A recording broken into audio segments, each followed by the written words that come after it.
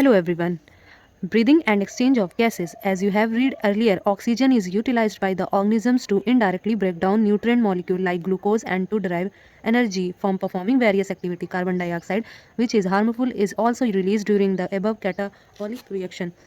It is therefore evident that oxygen has to be continuously provided to the cells and CO2 produced by the cells have to be released out. This process of exchange of O2 from the atmosphere with CO2 produced by the cells is called breathing, commonly known as respiration. Place your hands on your chest. You can feel the chest moving up and down. You know that is due to breathing. How do we breathe? The respiratory organ and the mechanism of breathing are described the following section this chapter. Respiratory organ mechanism of breathing vary among different group of animals depending mainly on their habitats and levels of organization.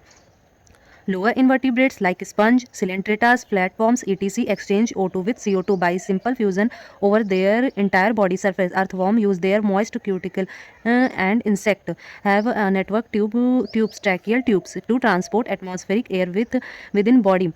Special vascularized structure called gills are used by most of the aquatic arthropods and molluscs where vascularized bags called lungs are used by the terrestrial from the exchange of gases. Among vertebrates, fishes use gills, whereas reptiles, birds, mammals, reptiles through lungs. Amphibians like frogs can respire through their moist skin, and also mammals have a well developed respiratory system. Human respiratory system.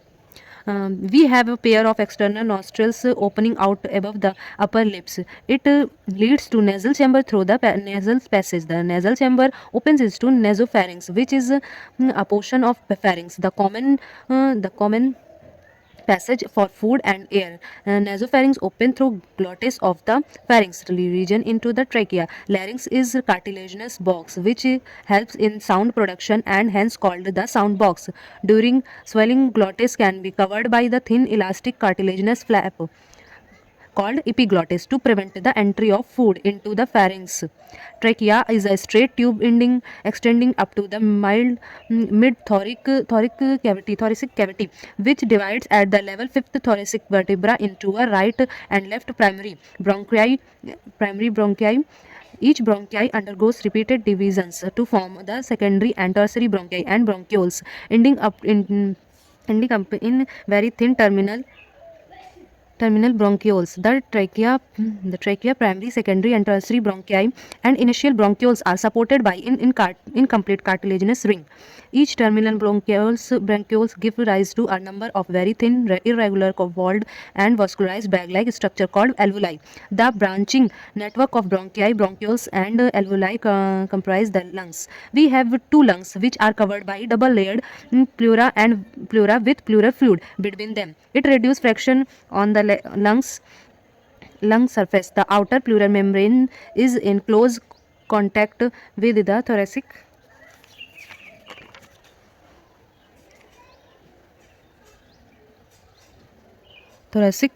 lining, whereas the inner pleural membrane is in contact with the lung surface. The part starting with the external nostril up to the terminal bronchioles constitute the conducting part, whereas the alveoli and their ducts from the respiratory or exchange part of the respiratory system. The conducting part transport the atmospheric air to the alveoli, clear it from foreign particles, humidifies, and also bring the air to body temperature. Exchange part is site of actual diffusion of O2 and CO2 between blood and atmospheric air. The lungs are situated in the thoracic chamber, which is anatomically an airtight chamber. The thoracic chamber is formed dorsally by the vertebral column, ventrally by the sternum, laterally by the ribs, and on the lower side by the dome-shaped diaphragm. The anatomical setup of lungs in the thoracic is such that any change in the volume of thoracic cavity will be reflected in the lungs cavity. Such an arrangement is essential for breathing, as we cannot directly alter the pulmonary volume. Respiratory involves the following step: breathing or pulmonary ventilation, by which atmospheric air is drawn in and CO2 rich alveolar air is released out. Diffusion of gases O2 and CO2 across alveolar membrane. Third, transport of gases by the blood. Fourth, diffusion of O2 and CO2 between blood and tissue. Fifth, utilization of O2 by the cells for catabolic reaction and resultant release of CO2. Cellular respiration and mechanism of breathing. Breathing involves two stages: inspiration, during which atmospheric air is drawn in, and expiration, by which the alveolar air is released out. The movement of air into and out of the lungs is carried out by the creating a pressure gradient between the lungs and atmosphere. Inspiration can occur if the pressure within the lungs less than the atmosphere pressure. There is a negative pressure in the lungs with respect to atmospheric pressure. Similarly, expiration takes place when the intrapulmonary pressure is higher than the atmospheric pressure. The diaphragm and a specialized set of muscles, external and internal, intercostal between the ribs, helps in generation of such gradient. Inspiration is invited by the contraction of diaphragm, which increase the volume of thoracic chamber in the anteroposterior axis. The contraction of external intercostal muscle lifts up the ribs and the sternum, causing an increase the volume of the thoracic chamber in the dorsoventral axis. The overall increase in the thoracic volume uses a similar increase in pulmonary volume. An increase in pulmonary volume decrease the intrapulmonary pressure to less than 2 atmospheric pressure, which forces the air from outside to move into the lungs. The inspiration, relaxation of the diaphragm and the intercostal muscles returns to diaphragm and sternum to their normal position and reduce the thoracic volume and thereby pulmonary volume. This lead to an increase in intrapulmonary pressure to slightly above the atmospheric pressure, causing the expulsion of air from the lungs. Example, expiration. We have the ability to increase the strength of the inspiration and expiration with the help of additional muscles in abdomen. On an average, a healthy human breathes 12 से 16 times per minute. The volume of air involved in breathing movements can be estimated by the using spirometer, which helps in clinical assessment of pulmonary function. Respiratory volume and capacity. Vital volume, TV, volume of air inspired of or expired during a normal respiration. It is approx 500 ml. Healthy man can inspire or expire approximately 6000 to 8000 ml of air per minute. Inspiratory reserve volume, additional volume of air a person can inspire by forcible inspiration. This average 2500 ml to 3000 ml. Expiratory reserve volume, ERV, additional volume of air person can expire by a forcible expiration. This average 1000 ml to 11000 ml. 1100 ml. Residual volume, RV, volume of remaining in the lungs even after a forcible expiration. This average 1100 ml to 1200 ml. By adding up a few respiration volume described above, one can derive various pulmonary capacities which can be used to clinical diagnosis. Inspiratory capacity, IC, total volume of air a person can inspire after a normal expiration. This include tidal volume and inspiratory reserve volume, TV plus RV. IRV, expiratory capacity, EC, total volume of air a person can expire after a normal inspiration. This includes tidal volume and expiratory reserve volume, TV plus ERV. Functional residual capacity, FRC, volume of air that will remain in the lungs after a normal expiration. This include ERV plus RV. Vital capacity, VC, the maximum volume of air a person can breathe in after a forced expiration. This includes ERV, TV and IRV, or the maximum volume of air a person can breathe out after a forced inspiration. Total lung capacity, total volume of air accumulated in the lungs at the end of forced inspiration. These include RV, ERV, TV and IRV, or vital capacity and residual volume. Exchange of gases. Alveoli are the primary sites of exchange of gases. Exchange of gases also occur between blood and tissue. O2 and CO2 exchange in these sites by simple diffusion, mainly based on pressure and concentration gradient. Solubility, the gases as well as the thickness of the membranes involved in diffusion are also some important factors that can affect the rate of diffusion. Pressure contributed by a individual gas in a mixture of gases is called partial pressure and is respiratory, and O2 partial O2 for oxygen and partial CO2 for carbon dioxide. Partial pressure of these two gases in the atmospheric air and two sides of diffusion are given in table 17.1 and in figure 17.3. The data given in the table clearly indicates the concentration gradient for oxygen and from alveoli to blood and blood to tissue. Similarly, this is table. Atmospheric air 159 O2 and 0.3 CO2, alveoli 104 40, deoxygenated blood 40 and CO2 45, oxygenated blood oxygenated blood 95 and deoxygenated blood CO2 and deoxygenated blood is 40, tissue 40 and deoxygenated blood in tissue 45. A gradient is present for CO2 in the opposite direction from tissue to blood and blood to alveoli, as the solubility of CO2 is 20-25 times higher than O2.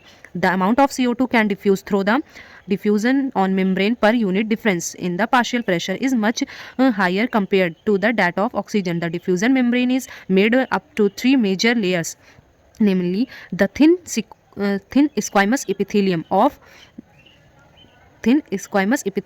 namely the of alveoli, the endothelium of alveolar capillaries, and the basement substance in between them. However, its total thickness is much less than a millimeter. Therefore, all the factors in our body are favorable for diffusion of O2 from alveoli tissue and that of CO2 from tissue to alveoli.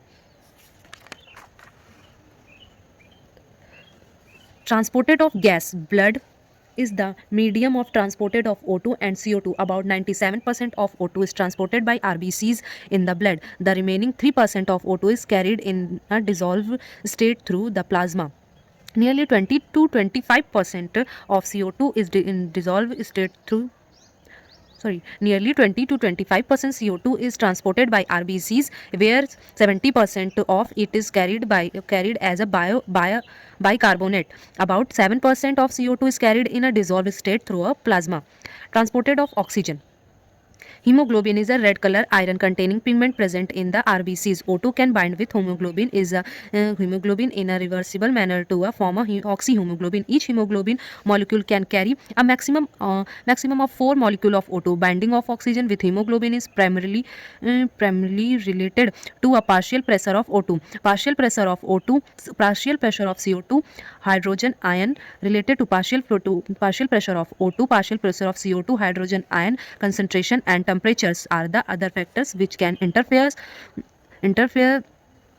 with this binding, and a sigmoid curve is obtained when percentage saturated of hemoglobin with O2 is plotted against the partial O2. This curve is called oxygen dissociation curve and is highly useful in study the effect of factor like a partial pressure CO2, H plus concentration, etc. on binding of O2 with hemoglobin in the alveoli, whereas 3 is high partial pressure O2, low partial pressure CO2, lesser H plus concentration and lower temperature. The factors are all favorable for the formation of oxyhemoglobin, whereas in the tissues where low partial pressure O2, high partial pressure CO2, high H plus concentration and high temperature exist, the conditions are favorable for a dissociation of oxygen from the oxyhemoglobin. This clearly indicates that oxygen gets bound to hemoglobin in the lung surface and gets dissociated at the tissue. Every 100 ml of oxygenated blood can deliver around 5 ml of O2 to the tissue under normal physiological condition. Transport of carbon dioxide.